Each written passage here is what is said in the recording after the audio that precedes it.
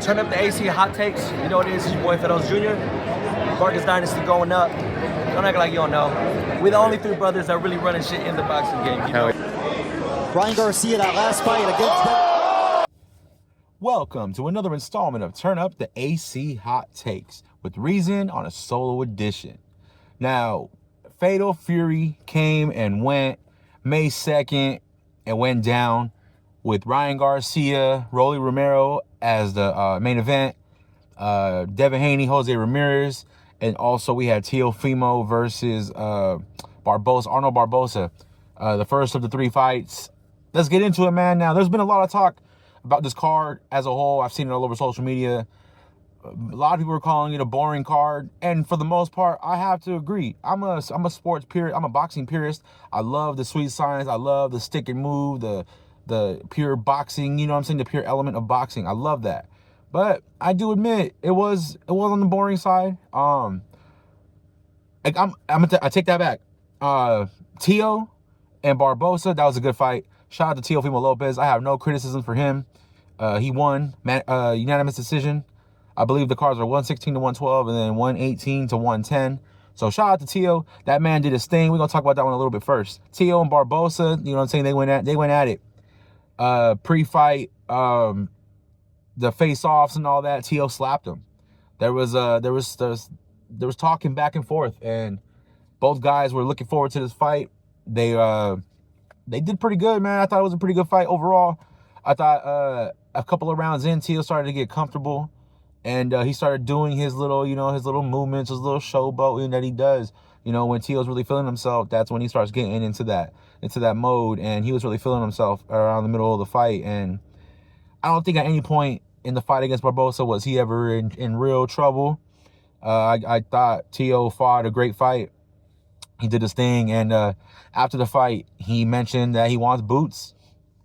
And, you know, if the move was always to move up to 147 after he fought Barboza, and if he gets boots, then he's up in welterweight. And then we're going to have Devin, we're going to have Teo, we're going to have Ryan, Rolly, Jose Ramirez. Like, everyone on this card is going to be, except for Barboza, because I don't know what he's doing, but everyone on this card is going to be up in welterweight. So there's a chance that a lot of these guys can mix it up. I still want to see Devin versus Teo. I want to see the rematch between Devin and Ryan, even though we're going to get into that. Teo versus Ryan, Rolly versus any of them. Like, I want to see all that. I want to see those fights, because these guys, they're top of the level, top fighters in the world, some of them. And yeah, man, so we move on to the second fight. Devin Haney versus Jose Ramirez. Now, on a positive note, Devin Haney won. He didn't take no real damage. He got the victory, got a camp in, and got back to his winning ways. Now, that's probably about as far as I can go for the positiveness for this fight, because there's been a lot of criticisms for Devin Haney and Jose Ramirez, and rightfully so, because both of these guys had one of the lowest punch outputs in boxing history. Devin only landed 5 more punches than Shakur did against De Los Santos, and threw 15 more punches. Shakur got a lot of hate, a lot of criticism for that fight, and rightfully so. And I'm a big Devin supporter, but he deserves all the criticisms in the world for this fight. Also, at the same time, though, with that being said, Jose Ramirez also needs to take a lot of criticism, because going into this fight, I don't think anybody expected to see an incredible Devin Haney. I expected to see, not to the extent that we saw, but somewhat of a gun-shy Devin Haney, somewhat of someone who was a little cautious, you know what I'm saying, about really engaging. I thought Jose Ramirez was going to pressure him. I thought Jose Ramirez was going to make Devin Haney work for this, and he really didn't.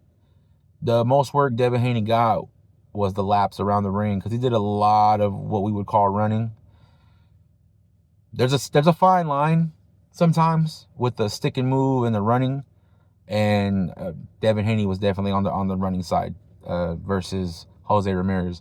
But shout out to Devin Haney. He's still, with the no contest versus Ryan, he's still undefeated, 32-0. Shout out to Teofimo. Once again, shout out to Teofimo. He's 22-1 now. yeah, Devin, he pulled that one off. It wasn't the most prettiest fight. It wasn't the most entertaining.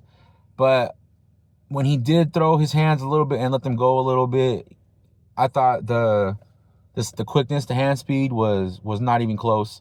I think if he could have put together some combinations, just some more aggression on the offensive side, if Devin would have done that, I think he could have probably stopped Jose Ramirez, because I think when he let go a little bit on the few times that he let his hands go, 2, 3, you know what I'm saying, a little combination here or there. It wasn't very many, but the few times that he did, I thought he was landing, and I thought he was landing power shots on Jose Ramirez. But, you know, Timothy Bradley really criticized Devin Haney and called it PTSD from the beating he took from Ryan. And, you know, boxing is definitely a mental game, and if you get beat pretty bad in the ring and you ain't never been through that before in your life, it might be a little difficult to bounce back. And hopefully that's just a one-time thing for Devin Haney, on him bouncing back and not looking good in this fight. And hopefully, if he and Ryan still do have the rematch, that he got, you know, the jitters out, you know what I'm saying, against Jose Ramirez, and he'll be ready for Ryan Garcia, because he's going to need to fight above and beyond what he did against Jose Ramirez to even have a chance against Ryan Garcia. Now, to the main event, and Ryan Garcia versus Rolly Romero. Shout out to Rolly. I love watching Rolly fights. I'm a big Rolly supporter. He knows how to sell a fight. He's not the most skilled fighter in the world, but this man is getting himself into some fights. He fought Tank, he fought Pitbull, and he just beat Ryan. Dropped Ryan in the second round with a nice left hook. He doubled up on the left hook. The first one he caught him clean on the chin, and the second one was just to make sure he goes down. And Rolly did his thing. He had Ryan gun shy. Now, there's a fair criticism for Ryan Garcia after this fight. Was the Osterine, you know, a big deal in his Devin Haney fight, because he was clean for Rolly and he did not look like the same fighter. He's the one. So if Devin Haney is having PTSD from his fight against Ryan, what is Ryan having? Like, is it just the lack of that little extra? Or was it something different? Was it the year-plus layoff? I think the year-plus layoff hurt both Ryan and Devin. But the big question now is if Ryan is really Ryan, or is what we saw against Devin, was that because he cheated? And it's a valid question, and it's going to be a valid topic of discussion, you know what I'm saying, moving forward, and depending on what these fighters do. But enough of Ryan. I want to shout out Rolly, because Rolly stuck to his game plan. Rolly knows he's got some power. I like what Rolly was doing. He stuck to his game plan. He had his left hand, his lead hand out there. You know what I'm saying? He had it out in Ryan's face to try to throw him off and maybe disrupt timing, and I think it worked. And when Ryan got caught and got dropped by Rolly, I think he felt the power, and that's what made him gun shy going forward the rest of the fight. So shout out to Rolly. He is a new WBA welterweight champion.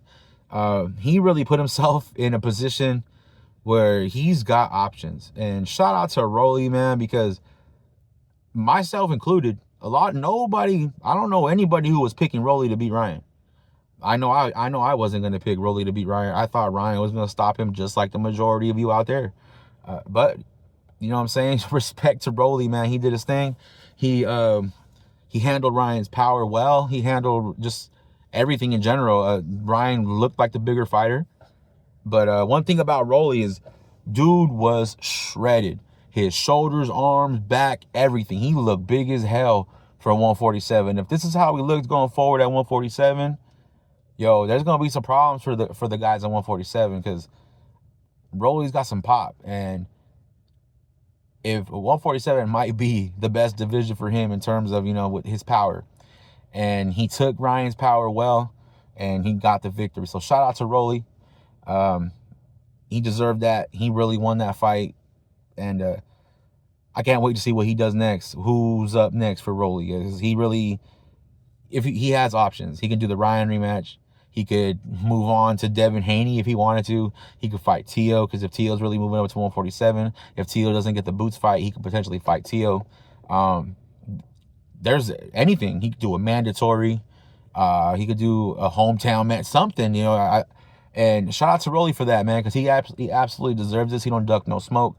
And I'm looking forward to seeing what he does next, man. So overall, the card wasn't the greatest because of the last two fights, the Devin Haney fight and the Ryan Garcia fight. The punch output wasn't what we were expecting. So, you know, those fights weren't as entertaining as they could have been. But shout out to Teofimo Lopez and Barboza. That was the best fight of the night. And Teofimo did his thing, man. So shout out to him. He deserves it. And yeah, man. So I'm going to do another breakdown for the Canelo card versus William Skull. Overall, that card was all right. William Skull made the main event a sleeper, but it is what it is, man. I wanted to drop my thoughts on the Fatal Fury card for May 2nd between Ryan versus Rolly, Devin versus Jose Ramirez, and Teofimo versus Arnold Barboza. Shout out to all the fighters. Shout out to Turkey Al-Sheikh for putting together these good cards. Whether the fight turns out to be a good fight or not, shout out to Turkey Al-Sheikh for getting these big names on the cards, and I'm looking forward to what's next. Hopefully Devin and Ryan still fight in October. I mean, I think that would be cool. And then have Rolly, you know what I'm saying, whoever he wants, take his little vacation like he said, and hopefully, you know, he gives us I know he's going to give us an entertaining fight, whoever he fights, because Rolly don't duck no smoke, like I said. And Teo, hopefully you can get boots, man, because if you can get the boots fight, I would love to see Devin versus Ryan and then boots versus Teo on the same card. That would be awesome. So until next time, I just wanted to drop my thoughts, you know, the review of the Fatal Fury card. Once again, we had Ryan getting upset by Rolly, and Rolly's the new WBA welterweight champion of the world. Shout out to Devin for getting the win. It wasn't the prettiest fight. It was on the boring side, but he got the victory and back in the win column. And shout out to Teofimo Lopez. He had the best win of the night. I thought he had the best performance other than Rolly. You know what I'm saying? So shout out to Teofimo. He's 22-1 and beat Barboza comfortably. And hopefully he gets boots next. And boxing continues to be lit. And I cannot wait to see what's next for these guys. I know Devin had a subpar performance, Ryan as well. But I know they're going to bounce back. I can't wait for it. Hopefully they fight next. And then we get Teo and Boots on the same card. And then the winners fight each other. And the losers fight each other, you know what I'm saying, early next year. I think that would be awesome. So shout out to you if you're still here watching, listening. So go ahead and drop your thoughts in the comment section. Let me know what you thought about the card. Let me know what you want to see next for Rolly. And then do you want to see Devin versus Ryan still? Because I still think that's a huge fight. And do you want to see Teo versus Boots? Or what do you want to see next for Boots? So until next time, there's been Reason. Turn up the AC Hot Takes. Once again, the Fatal Fury card came and went on May 2nd. And it was a Friday. Started pretty early, so I had to get going early. And, you know what I'm saying, we're here now. So Devin, Rolly, and Teo, salute to y'all for winning. And until next time, this has been Reason. Turn up the AC Hot Takes. And we're out.